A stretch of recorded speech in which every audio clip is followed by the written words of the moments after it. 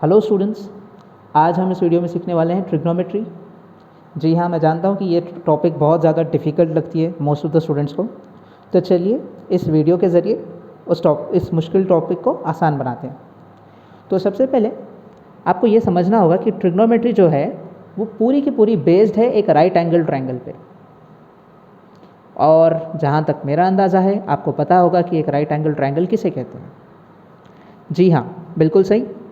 जो ख्याल आपके दिल में आया कि कोई भी एक ट्रायंगल जिसका कोई भी एक एंगल, यानी एक ट्रायंगल में 3 एंगल्स होते हैं, जैसा यहाँ पर देख लीजिए, ये एक एंगल है, ये दूसरा है और ये तीसरा है। तो ये 3 एंगल्स में से अगर कोई भी एक एंगल 90 डिग्री के बराबर हो जाए तो उसे हम राइट एंगल ट्रायंगल कहते हैं। तो इसका शॉर्ट फॉर्म में मैं लिखता हूँ RAT, रैट। रैट का मतलब चूहा नहीं, राइट एंगल ट्रायंगल। तो इस ट्रायंगल ABC को हम बोल सकते हैं कि एक राइट एंगल ट्रायंगल है, क्योंकि यहाँ पर जो एंगल बना है ये 90 डिग्री से इक्वल है। ओके, तो ट्रिग्नोमेट्री क्या है? सब पूरी की पूरी ट्रिग्नोमेट्री राइट एंगल ट्रायंगल पर बेस्ड है। तो अब कैसे बेस्ड है, किस पर बेस्ड है? तो जैसे यहाँ पर एंगल वाली कंडीशन तो हमने समझ ली कि एक एंगल जो है वो 90 डिग्री के बराबर होना चाहिए। जैसे कि यहाँ पर एंगल B है 90 के बराबर, तो ये एक राइट एंगल ट्रायंगल हो गया है।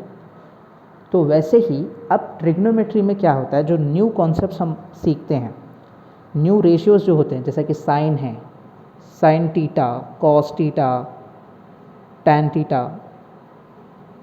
तो ये sine theta, cos theta, tan theta, इनमें बहुत ज़्यादा कन्फ्यूजन है। मोस्ट ऑफ द स्टूडेंट्स बहुत ज़्यादा कन्फ्यूज्ड हैं और ये रिटेन ही नहीं कर पाते कि साइन का वैल्यू क्या होगा, कॉस का वैल्यू क्या होगा, टैन का वैल्यू क्या होगा। तो इसीलिए इसको समझने के लिए एक सिंपल सी ट्रिक है।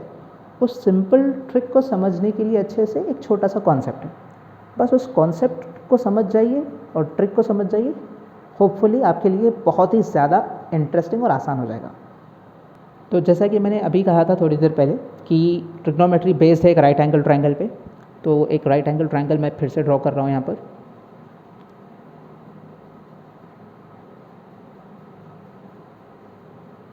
जैसा कि राइट एंगल ट्रायंगल एक ट्रायंगल है तो उसके 3 साइड्स होते हैं।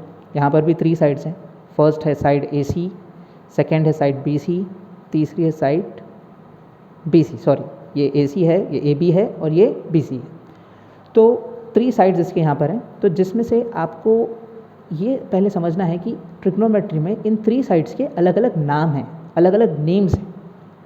जैसे अब यहाँ पर ये AC है, ये पॉइंट्स के बेसिस पर इसको AC कहा जाता है, लेकिन ट्रिग्नोमेट्री के बेसिस पे इसको कहते हैं हम हाइपोटेन्यूस। अब ये हाइपोटेन्यूस को कैसे आइडेंटिफाई करेंगे? तो आइडेंटिफाई करने के लिए एक छोटी सी ट्रिक है। यहाँ पर जहाँ पर 90 डिग्री बनता है तो आप यहाँ पर इमेजिन कर लीजिए कि ये एक एरो मार्क है। ये जस्ट इमेजिन करना है आपको। और ये एरो मार्क देखिए किस तरफ पॉइंट कर रहा है, AC की तरफ। तो जहाँ पर भी ये एरो मार्क पॉइंट करता है वो वाली साइड हाइपोटेन्यूस होती है। तो ठीक है, हाइपोटेन्यूस का क्लियर हो गया कॉन्सेप्ट। तो इस वाली साइड को हम क्या कहेंगे? हाइपोटेन्यूस कहेंगे। अब देखिए यहाँ पर नीचे वाली जो एक साइड है, ये बेस है, इसका नाम हम रखेंगे एडजेसेंट। और जो हाइट है यहाँ पर, जो स्टैंडिंग पोजीशन में है, इसको हम कहेंगे ऑपोजिट्स है। और याद रखिए ये जो 90 डिग्री है, ये 90 डिग्री के राइट साइड या लेफ्ट साइड अगर एक एंगल है तो उसको हम थीटा अज्यूम कर लेंगे। ओके, इस एंगल को हम कहेंगे थीटा। थीटा का सिंबल है 90 डिग्री के राइट साइड या लेफ्ट साइड। तो अब ट्रिग्नोमेट्रिक रेशियोज़ के बारे में सीखते हैं कि ट्रिग्नोमेट्री में कितने रेशियोज़ हैं। तो ट्रिग्नोमेट्री में सिर्फ और सिर्फ 2 रेशियोज़ आते हैं। क्या हो, परेशान हो गए? आप तो सोच रहे होंगे कि आपने स्कूल में तो 6 पढ़े हैं और मैं बता रहा हूँ कि सिर्फ 2 हैं। तो देखिए, तो साइन जो होता है, जैसे कि अगर मान लीजिए साइन थीटा, ये एक रेशियो है। किसका रेशियो है ये? इस ट्रायंगल के 2 साइड्स का। वो साइड्स कौन सी हैं? Opposite by hypotenuse, opposite by hypotenuse. ये है रेशियो अपोजिट बाय हाइपोटेन्यूस। क्या इसका नाम क्या दिया गया है यहाँ पे इस रेशियो का? साइन। जब भी राइट एंगल ट्रायंगल में हम अपोजिट साइड को डिवाइड करते हैं हाइपोटेन्यूस साइड से तो हमको क्या मिलता है? Sine theta. वैसे ही कॉस थीटा का रेशियो होता है एडजेसेंट बाय हाइपोटेन्यूस।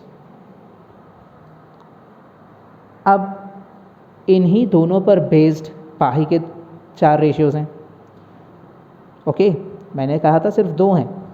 जी हाँ, सिर्फ 2 ही हैं, लेकिन इन दोनों की वजह से पाही के 4 एग्जिस्टेंस में हैं, यानी इन दोनों से ही बाही के 4 बने। तो अब देखिए बाही के 4 क्या हैं। तो सबसे पहले यहाँ पर आएगा टैन थीटा। टैन थीटा क्या होगा? Sine theta by cos theta.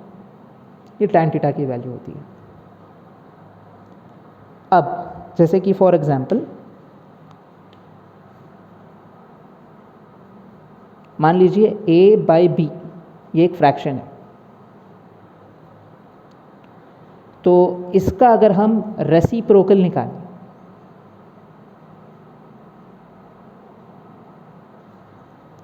मतलब इसको हम उल्टा कर दें, जैसे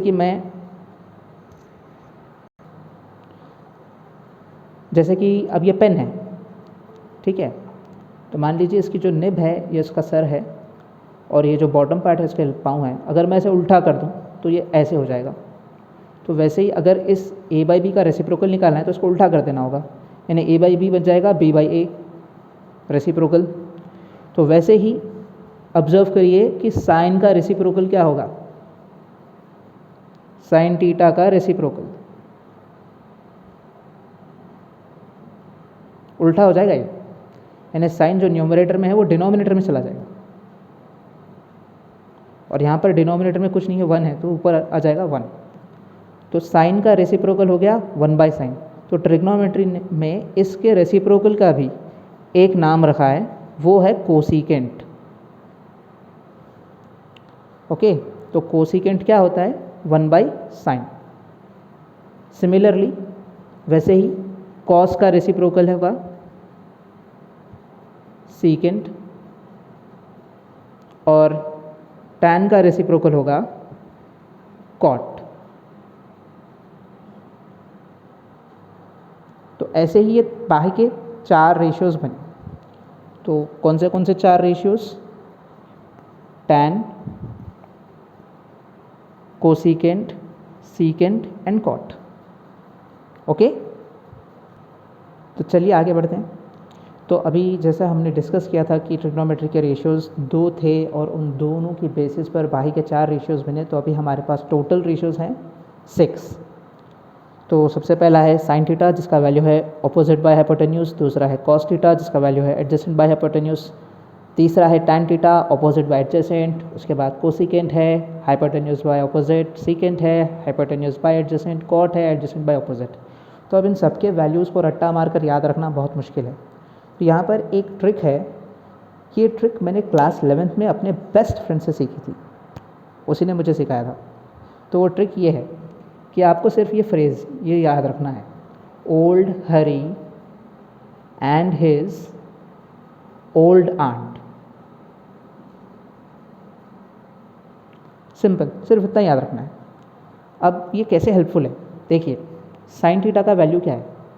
ऑपोजिट बाई हाइपोटेन्यूज। तो इसको आप ओल्ड हरी से याद रख सकते हो। ओल्ड हरी, ये जो फर्स्ट के 2 लेटर्स हैं, यहाँ पर ये जो O है और ये जो H है, ये किसका रेशियो होगा? साइन थीटा का होगा।